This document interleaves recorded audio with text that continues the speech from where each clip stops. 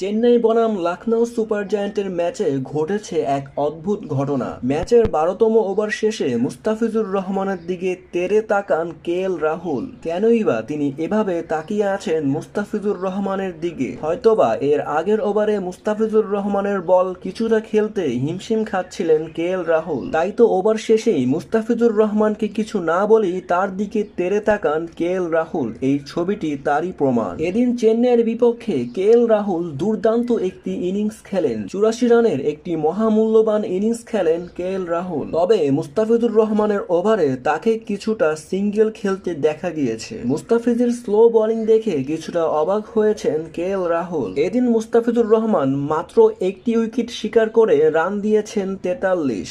ভালো বোলিং করতে না পারলেও তার স্লোয়ার দিয়ে কিছুটা মুগ্ধ করেছেন সকলকে। তাই তো ওভার শেষে মুস্তাফিজুর রহমানের দিকে তেড়ে তাকান রাহুল। মুস্তাফিজুর রহমানের দিকে এভাবে তাকিয়েছিলেন রাহুল। তবে আরো জানতে এই চ্যানেলটিকে এখনই সাবস্ক্রাইব করুন।